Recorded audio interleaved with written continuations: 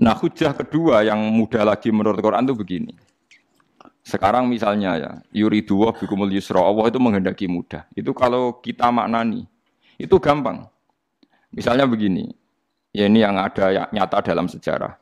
Ada berhala terpahat dari batu, namanya Lata, Uzza, Manat, gitu. Lata, Uzza, Manat. Terus ada yang beberapa yang namanya nggak disebut Quran, kata Hubal, kata apa? Hubal. Oleh orang-orang kafir jahiliyah, Lata itu disembah, dikatakan Tuhan. Uzza juga dikatakan apa? Tuhan. Itu kata Allah.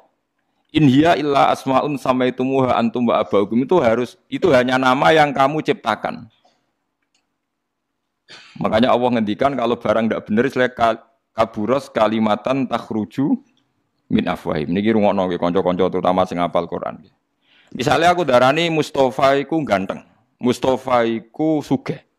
Itu namanya kalimat yang keluar dari mulut saya, tapi hakikatnya kan tidak ada. Nyatane orang ganteng, nyatane ora sugih.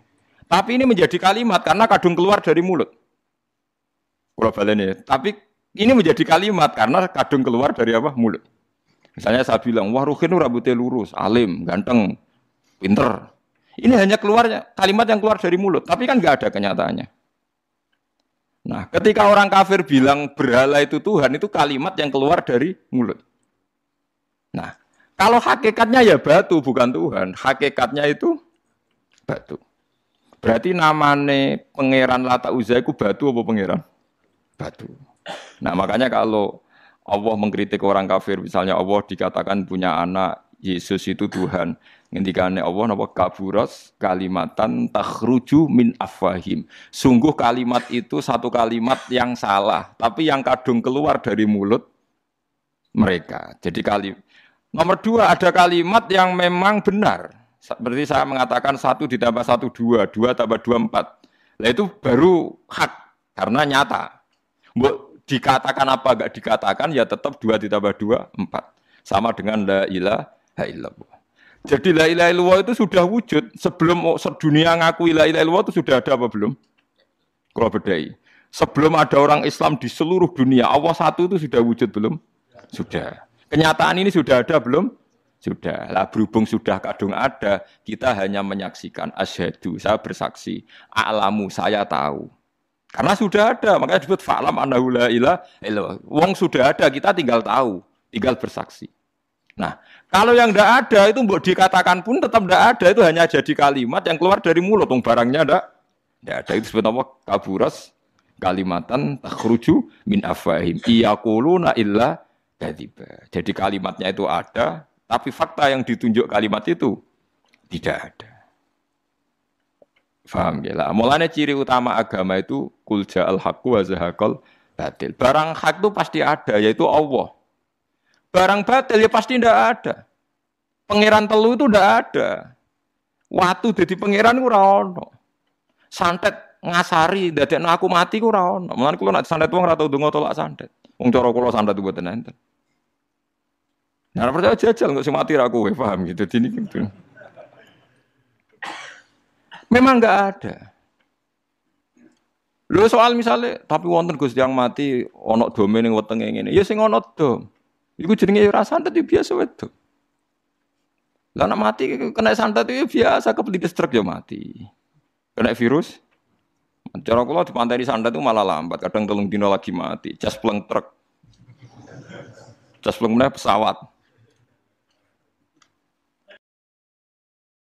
Jadi niku sing paling angel ning gone bab tauhid. Sebenarnya tauhid itu gampang, mboten jelimet.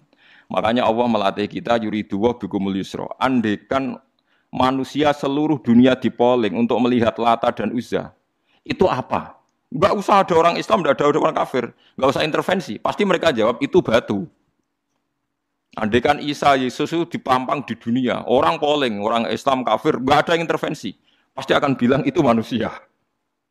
Paham ya? Tapi lewat rekayasa dicitrakan itu Tuhan.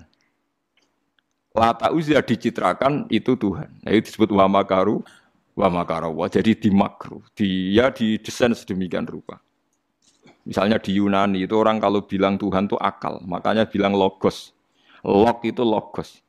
Tuhan itu arot. Niki rungokno aja sampai salah, nah salah kafir teman. Tuhan itu arot, Tuhan itu sifat. Jadi Tuhan itu tidak ada zatnya. Kemudian logos ini nempel di Yesus, kata orang Kristen. Sehingga logos. Logika akal. Makanya kalau orang filsafat darani Tuhan itu akal 1, akal 2, akal 3, akal. Makanya disebut logi, ideologi, log. Nah, pertanyaannya kemudian saat Allah itu arot, Allah itu log, kemudian belum ada tempatnya, Allah bergentayangan di mana? Sebelum Yesus ada, terus lalu Allah bersemayam di mana? Terus ada orang Majusi bersemayam di api. Nanti yang orang kafir jahiliyah bersemayam di arca-arca itu. Yang orang kuno Majusi di mana, di gunung apa? Mungkin orang Sugian di gunung Kawi macam-macam itu terus. Wah, itu kan terus jadi repot. Repotnya adalah kalau sifat itu harus nempel di zat. Dan zatnya mana nggak jelas. Itu satu. Nomor dua, sifat itu sama mausuf itu mesti dulu mausufnya. Nah, makanya kata ahli ilmu kalam, jangan pernah kamu mengatakan Tuhan itu sifat. Kalau Tuhan sifat nanti butuh nempel nopo. Zat. Makanya terus kita diajari walillahil asmaul husna. Allah itu zat. Kemudian pada zat ini ada asmaul husna. Jadi mulai dulu Allah itu al-qayyum, zat yang berdiri sendiri. Nah, ini pentingnya ngaji. Ana wong alim-alim mesti wali. Ana wong alim ra wali, goblok-gobloke wong alim. Mergo seneng dhuwit. Kudune wong alim iku wali. Lan Imam Syafi'i ketika disebutno wali si awali si B. Nah aku ra wali ning dunya ora ono wali. Dadi idza lam takunil ulama auliya alillah fama ala wajil ardi min waliyin. Nah, ulama wis gak wali ning dunya wis ora ono napa wali. Karena hanya ulama yang bisa menjelaskan kenapa harus ada tauhid. Nah, ulama ngerti logikanya. Fa'lam annahu la ilaha illallah. Kamu tahu. Bisa diketahui itu karena barangnya sudah hak, sudah wujud. Kalau barangnya belum wujud kan tidak bisa diketahui. Misalnya begini. Berhala Lata Uzza itu yang bisa diketahui satu. Bahwa itu batu. Karena batu itu wujud. Ya, batunya itu wujud. Tapi sifat ketuhanannya Lata Uzza tidak wujud. Makanya nggak bisa diketahui. Wong nggak wujud. Agar barang ra wujud kan nggak bisa nopo diketahui. Yang bisa diketahui hanya barang wujud. Makanya fa'lam annahu la ilaha illallah. Harus tahu. Tapi andai kan kita tidak tahu pun ya tetap Tuhannya Allah. Tahu atau tidak tahu. Nah, ini di sini Quran sering bilang kul aminu bihi aula tu'minu. Cek kowe iman, cek ora iman ini enggak ada pengaruhnya bagi wujudnya Allah ning zaman azali. Di kula baleni malih itu memang. Jadi dulu itu orang-orang terjebak ketika Tuhan yang Yunani dianggap logos, log. Kemudian di Timur Tengah, Tuhan itu dianggap satu arot, sing nemplek, sifat sing nemplek ning berolo-berolo. Nggak ning daerah Majusi, ning Wasani, sing nemplek ning nopo geni macam-macam. Mon niku walhasil akhirnya semuanya itu kalah dengan tauhid sing digawa Kanjeng Nabi Muhammad sallallahu alaihi wasallam. Bahkan sekarang yang Nasrani pun itu tidak pede dengan teori trinitasnya. Orang kan sekarang tahu semua kan perdebatannya Ahmad Didat sama Stanley Fischer itu macam-macam. Itu kan sampai ada seorang mahasiswi dari Swiss ketika yakin sifat Tuhan yang dijelaskan Ahmad Didat bilang, sepertinya Tuhan Anda lebih menarik. Karena dibilang Tuhan Islam itu tidak punya anak, tidak diperanakkan, tidak ada padanannya. Kalau Tuhan Anda ini padanannya banyak gini-gini terus itu ada orang tertarik. Sepertinya Tuhan Anda lebih menarik.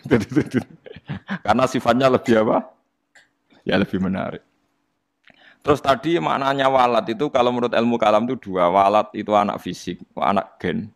Atau walat maknanya tawalud, konsekuensi dari satu hal.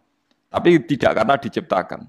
Itu tadi misalnya HP dan pulpen ini benturan itu menimbulkan suara. Suara ini diciptakan HP, apa suara itu tidak ada yang menciptakan? Yuna ilmu kalam dibakas. Nah kamu bilang diciptakan HP, HP-nya sendiri tidak merasa menciptakan.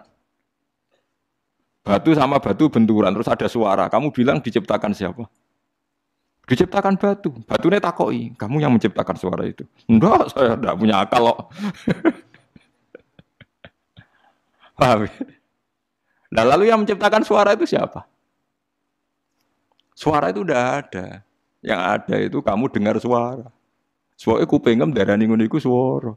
Tapi nak cara akal darani sing ngono apa ya watu. Watune apa benturan. Iki cara ilmu kalam. Lah suarane biar krupingku suara. Ya sudah begitu aja nah. Jangan sampai kamu menganggap kejadian alam ini kebetulan. Itu gue yang melukai tauhid. Semua alam raya ini diciptakan secara sengaja dengan irodah oleh Allah Subhanahu wa taala.